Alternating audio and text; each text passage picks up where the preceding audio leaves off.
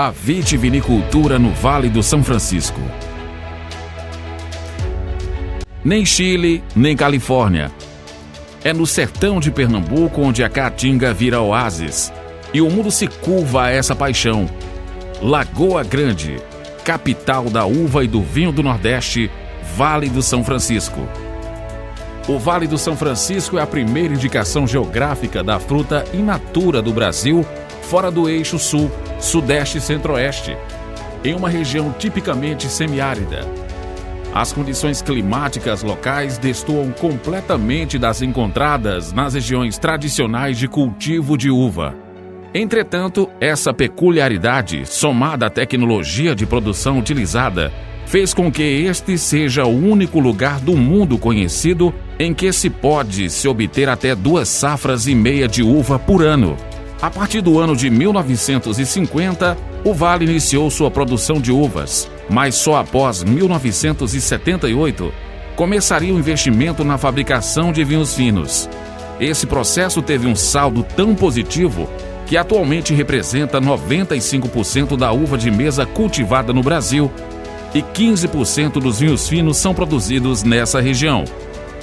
A história da vitivinicultura no Vale do São Francisco começou na Fazenda Milano, no município de Santa Maria da Boa Vista, com os pioneiros José Molina, espanhol, e Francisco Luiz de Pérsico, italiano, ambos já falecidos. Nós chegamos aqui na região e adquirimos essas terras, que são hoje a Fazenda Milano, no ano de 1969.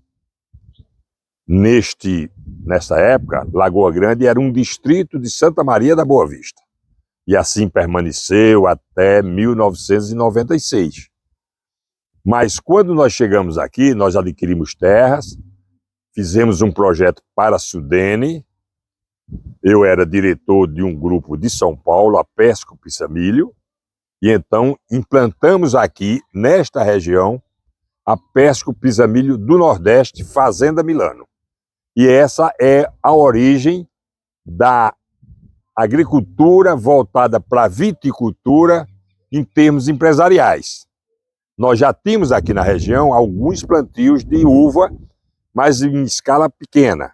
Nós tínhamos no projeto Bebedouro, né, uma iniciativa também da Sudene, que depois foi assumida pela Superintendência do Vale do São Francisco, que depois transformou-se na Codevasf.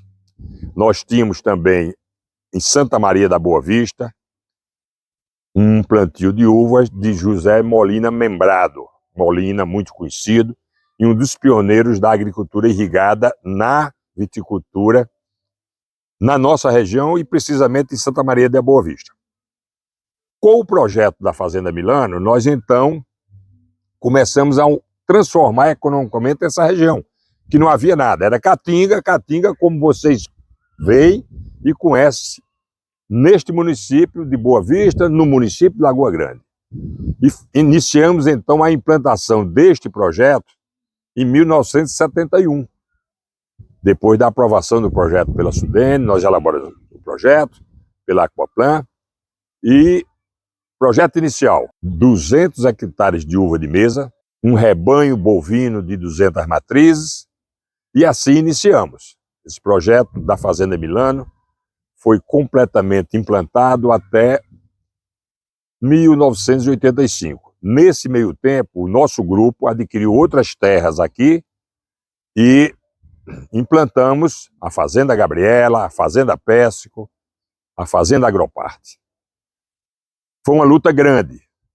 Nós tínhamos uma dificuldade de mão de obra especializada, nós tínhamos dificuldade de transportes, as estradas não eram adequadas, as linhas de transmissão não eram adequadas e foi uma luta muito grande. Uma luta que hoje, vocês sabem, foi vitoriosa.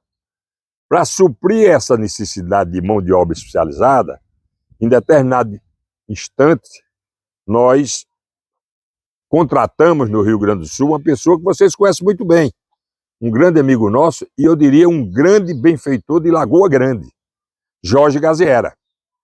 Jorge chegou aqui conosco no início da década de 70 e uma das primeiras providências nossas, depois dele ver as dificuldades, foi trazer outros companheiros dele do Rio Grande do Sul. Por que do Rio Grande do Sul? porque já havia ali uma tradição de produção de uvas. Então, nada mais adequado do que isso.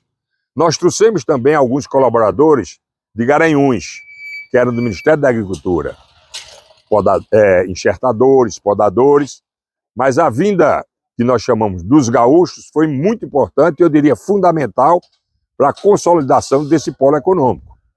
E esse polo econômico, como nós sabemos, ele é muito isolado. Nós ainda estamos a 100 quilômetros de Petrolina, e é onde tudo havia.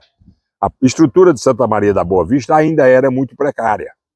E nós tivemos que investir em muitas coisas. Por exemplo, o aspecto social. Nós temos aqui igreja, refeitório, parte social de campos, casas, residências, escola, creche, ambulatório médico, todas essas oficinas. Tudo isso foi necessário para que nós nos estabelecêssemos aqui com eficiência e principalmente com respeito social. A nossa inserção aqui, desde o início, foi cumprindo a legislação trabalhista e tendo um aspecto social. Chegamos a levar os filhos dos nossos trabalhadores para estudar em Petrolina, em ônibus da nossa empresa. E essa preocupação foi uma preocupação constante, nossa. E quando eu digo nossa, porque o grande idealizador de todo este ambiente econômico foi Franco Pesco, seu Franco Pesco, que me contratou na época, já no início, contratou a empresa que eu era gerente, e depois eu fiquei diretor e sócio dele. Então foi uma luta grande. Nessa luta nós implantamos o projeto e foi um sucesso grande. Estimulamos Jorge a também ter seus investimentos, e ele fez, e outros companheiros que vieram conosco. Qual a história do vinho? Quem produz uvas em qualquer lugar do mundo tem sempre um sonho de produzir vinhos. E nós acalentamos esse sonho. Seu Franco Pesco, ele era italiano de nascimento, mas grande empresário em São Paulo. Diretor-presidente da Pesco Pissamilho S.A. Na época, a maior produtora de tubos de aço da América Latina. Então, o sonho dele também era produzir vinhos. E ficamos com esse sonho latente. Jorge também tinha essa vontade, sempre estimulava, até que fomos procurados por uma pessoa que está na origem do nosso vinho, que é Rinaldo Dalpisol, presidente da Maison Forestier, nos procurou e queria que nós elaborássemos vinhos para a empresa da qual ele era presidente, típicos californianos, que eram vinhos jovens, vinhos aromáticos, e assim fizemos com ele rapidamente, porque queríamos fazer esse vinho no início da década de 1980, um contrato de elaborarmos vinhos aqui para Maison Forestier, no Rio Grande do Sul. Vinhos, como eu disse, aromáticos, típicos, vinhos californianos, e que eles não conseguiam produzir essa uva nas condições da Serra Gaúcha. Fizemos esse contrato e, paralelamente, no nosso contrato, ficou certo que nós também lançaríamos as nossas marcas. Inicialmente lançamos a marca Vinhas da Milano e, posteriormente, a marca Botticelli. E foi um sucesso muito bom, porque os vinhos que nós elaboramos para a Forestier foram classificados em primeiro lugar em vários concursos. E aqui eu mostro a vocês, por exemplo, preocupações que nós temos. Aqui é uma vila habitacional, a Vila Milano, dotada de tudo que é moderno, que nós estamos implantando já há muito tempo e seguimos. Aqui é uma divisão das terras da Fazenda Milano irrigada em lotes, os quais nós vendemos ou fizemos parcerias com funcionários, com agrônomos, técnicos agrícolas. Aqui, outra fazenda também que está no mesmo processo. E assim sendo sempre de olho no futuro, sempre de olho de fazer as coisas melhores para a região. Porque só fazendo bem feito, só fazendo com competência, é que você consegue avançar e consegue ser respeitado pela sociedade, pela sua família e pelos seus amigos.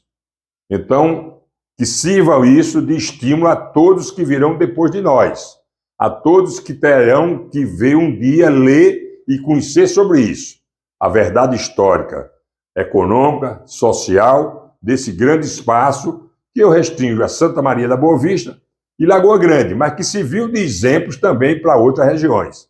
Lagoa Grande, desmembrada do município de Santa Maria da Boa Vista e emancipada no dia 16 de junho de 1995, recebeu como cidade uma fatia territorial com mais de 1.850 quilômetros quadrados e teve como primeiro prefeito Jorge Roberto Gaziera, um gaúcho destemido que foi enólogo pioneiro na Fazenda Milano e vice-prefeito do município de Santa Maria da Boa Vista.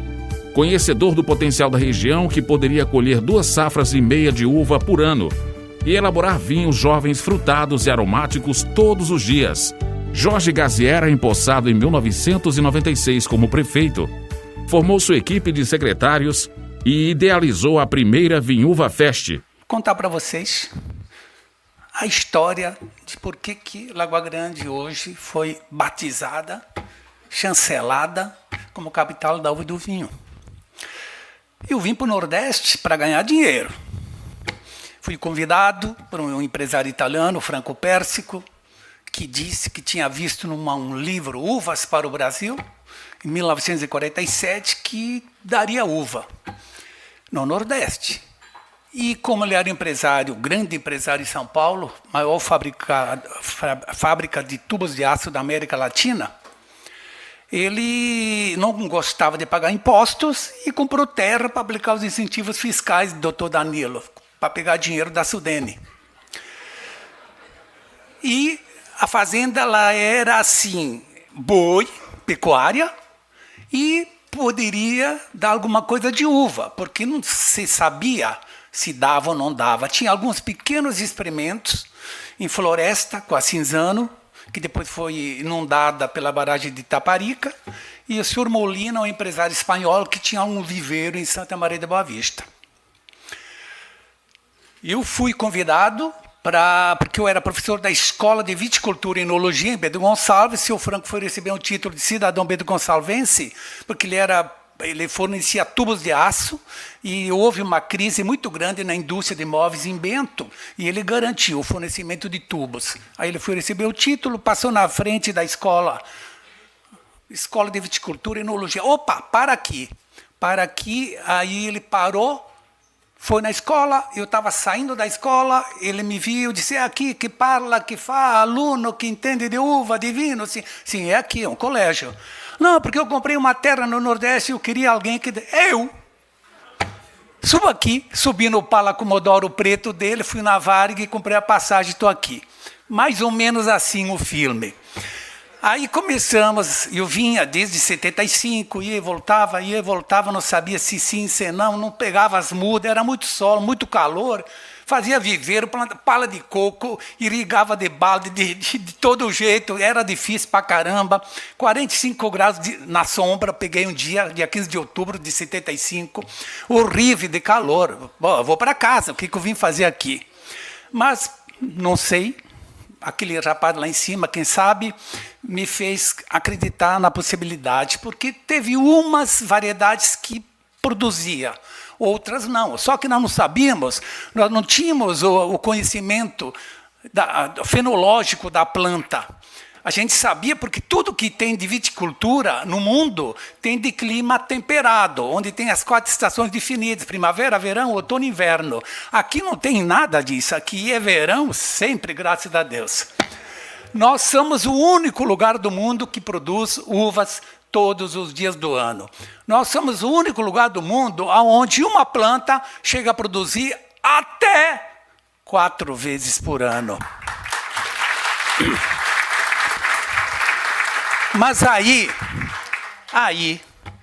uva precisa muita gente para trabalhar. 5 pessoas por hectare, no mínimo, quando você trabalha com uvas de mesa. Haja gente, planta, 1 hectare, 5, mais 1, 10, mais 1, 15, e aí vai. Quando nós vimos, estávamos com 100 hectares. Então, era gente pra caramba. E aonde buscar gente? Então, Santa Maria a 50 quilômetros, Lagoa Grande a 50 quilômetros, Vermelhos a 20 quilômetros. Nós compramos, na época, umas carretas e caminhões furgões carretas e colocamos 4 bancos dentro do furgão, no sentido do comprido, para caber bastante gente. 200 pessoas por carreta. 5 caretas, cara, de gente, 1000 pessoas trabalhando em Lagoa Grande. Mas aí a gente teve uma dificuldade. Faltava gente. Aí, meus finais de semana era ir para o Piauí, para o Ceará, buscar gente para trabalhar. Porque a coisa estava ebulindo, estava acontecendo. Mas aí, o pessoal, o rendimento das pessoas, sabe que faltava comida, sabe que eles não tinham substância de trabalhar. Eu me emociono até hoje.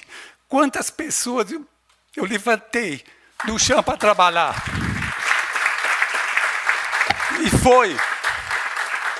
E foi assim que eu consegui uma licença com o seu Franco para dizer, me dá um pedaço de terra para plantar comida para as pessoas poderem comerem. Foi assim que a gente fez um restaurante, um refeitório, para que eles pudessem comer. Foi assim que eles, quando chegavam na fazenda, dava 2 sanduíches com manteiga, 2 pães com manteiga com café preto. Na chegada, 1.700 calorias num bandejão de meio-dia, tudo produzido lá, e voltava com mais 2 pães. Foi aí que eu sabia que eles guardavam o pão que eu dava no final do dia para eles irem para casa, que eles levavam o pão para a família comer. Assim, e aí, nessa emoção, eu fui fazer campo de futebol, eu fui fazer igreja, eu fui fazer estrada, eu fui fazer energia, eu fui fazer escola. Chegou um momento que o senhor Franco disse, para aí, gaúcho, tu vai me quebrar, cara. Quem tem que fazer isso é o governo. Nós pagamos impostos para eles fazerem isso. Foi aí que eu acordei. Numa oportunidade, indo para o sul, para casa, férias, que lá meu pessoal nunca acreditou, que dava uva todos os dias. Ah, você para em São Paulo, parou no japonês, comprou uva, tal, aquela coisa toda. Mas foi demorado para o pessoal do Sul entender, porque ninguém entende. Aonde você for, em qualquer lugar do mundo, da Austrália, Nova Zelândia, Chile, Argentina, Califórnia, onde tu fores, nas maiores regiões tradicionais, ninguém acredita. Um dia, Vilmar, indo para a nossa terra, São Paulo, porque eu fui 26 vezes de carro, dirigindo. Aí eu recebi um telefonema de Gualberto, o nosso diretor, na época na Fazenda Milano, disse, Jorge, tu quer ser vice-prefeito? Vice, o que é vice? Ah, vice é nada em outras... tudo bem, deixa acontecer. Tá bom, pode botar meu nome aí. Depois que eu fui entender que o senhor Franco pediu para nós irmos para a política, para fazer com que as coisas acontecessem na realidade, porque ele não conseguiria fazer o que precisa fazer como um produtor de uva.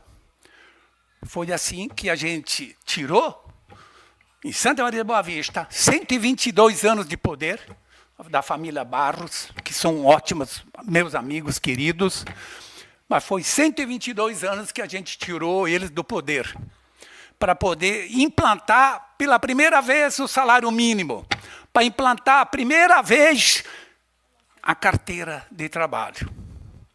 Foi assim que eu percebi. E aí, cara, quando eu fui ver, vice não é nada. Tá bom, eu fiquei na fazenda, o Alberto foi prefeito, e durante 2 anos, numa boa, de repente ele adoeceu, eu tive que assumir a prefeitura.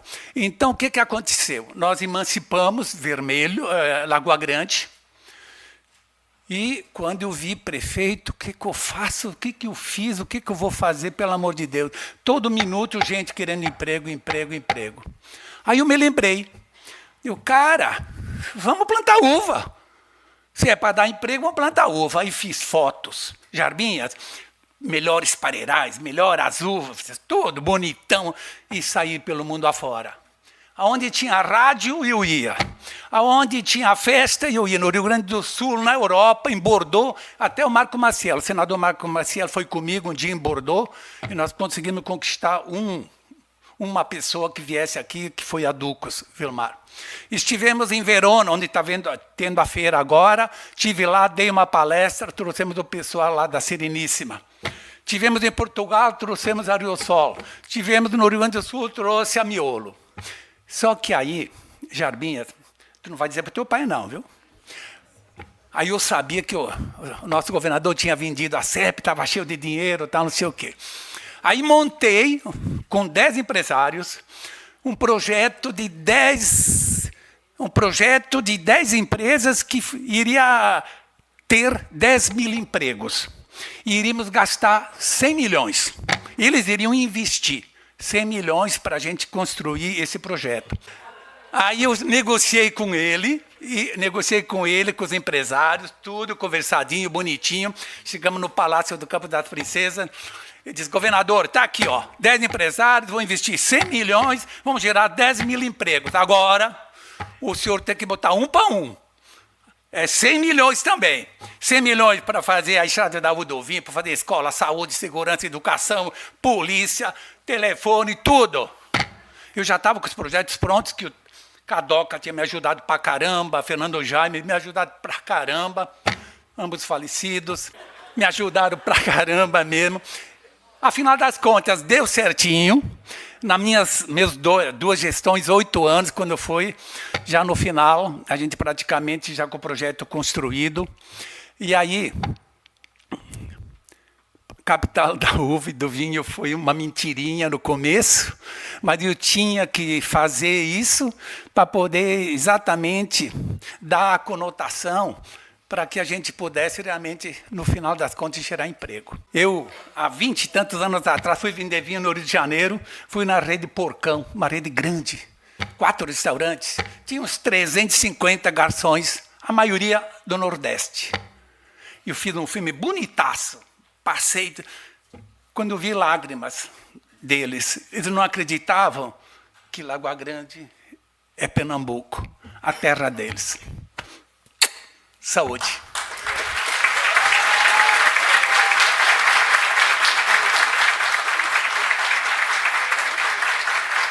Por meio de parcerias com o Sistema S, capacitou os comerciantes e desenvolveu o sentimento de pertencimento junto à comunidade. Devido à falta de estrutura hoteleira, convenceu os moradores a alugarem suas residências para os turistas. Foi formada uma equipe técnica e idealizado o voo do vinho, que visitou a região de Bento Gonçalves, na Serra Gaúcha, e Milão, na Itália.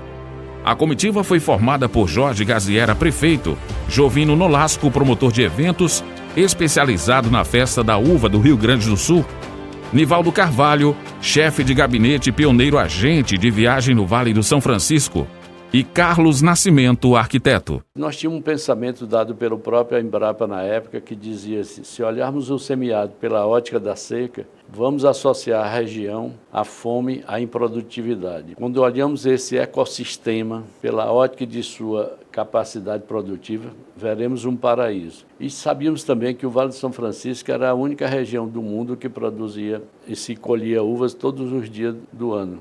Ou seja, 2 safras e meia. Mas precisava se mostrar isso para o mundo, para que as pessoas pudessem entender que ali era o lugar de investimentos.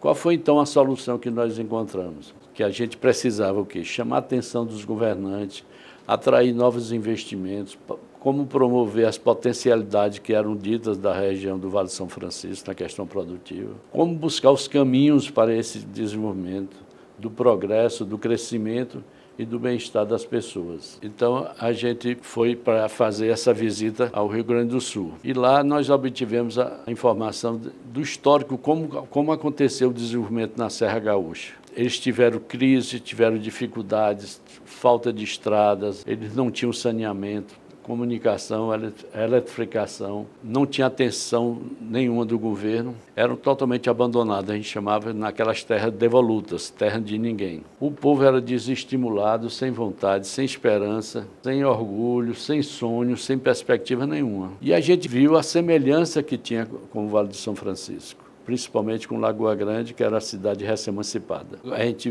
verificou o que foi que eles fizeram para que mudasse essa história. O que eles fizeram foi simplesmente fazer uma festa. E aí a gente disse, vamos fazer uma festa. Só que, como eu já tinha dito, né, a situação da época de seca, de muitas dificuldades, a gente fazer uma festa em tempo de crise, ninguém ia entender. Mas a gente tomou a decisão, o prefeito na época tomou a decisão que era preferível errar, tentando acertar, do que ficar simplesmente parado esperando que as coisas viessem a acontecer, o que a gente sabe que não é fácil. Qual era o grande desafio?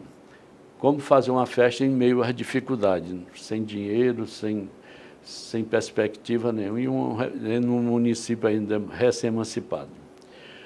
O grande dilema da ocasião, arriscar enfrentar tudo e a todos, a oposição que não ia aceitar, como é que está o município sofrendo e vocês vão fazer uma festa. O grande problema, falta de recursos para fazer essa festa.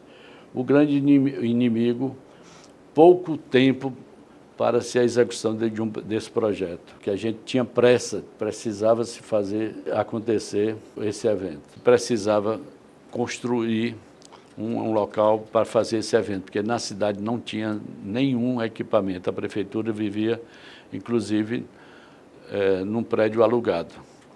E foi feito, então, com muita determinação, se fez um parque com 52 mil metros quadrados, que é o Parque da Uva do Vinho hoje, e que aproveitamos também, fizemos a Vititeca, a primeira Vititeca do Brasil, exposto as variedades de uvas cultivadas no Vale de São Francisco. Então passou a ser o parque, passou a ser logo o primeiro atrativo deste evento. E aí se formatou a festa da Vinhuva Fest, se criou o nome, onde tinha o primeiro objetivo, era chamar a atenção do mundo da vitivinicultura, chamar a atenção primeiramente dentro do Brasil. Se fez um primeiro seminário sobre vitivinicultura, onde trouxemos palestrantes de várias partes do Brasil e até internacional, para falar sobre as potencialidades que nós tínhamos no Vale de São Francisco. Naquela ocasião, a gente só contava com 3 vinícolas, era a Botticelli, a Bianchetti e a Adega do Vale. A região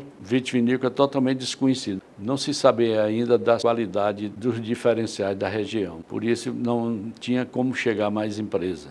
E isso foi o nosso objetivo. Depois do evento, a gente fez essa ação a nível de Brasil, tornou a região, passa a ser conhecida, surge a rodovia, a Rota do Vinho, que antes era de estrada de barro, passou a ser asfaltado, o governo do estado foi lá e construiu essa estrada. E a instalação de mais 3 empresas que vieram de outras partes, inclusive do exterior, para se instalar lá. A criação do polo vitivinícola, então, estava criado com a primeira Vinhuva Fest. E aí a Lagoa Grande se abre para o mundo, né?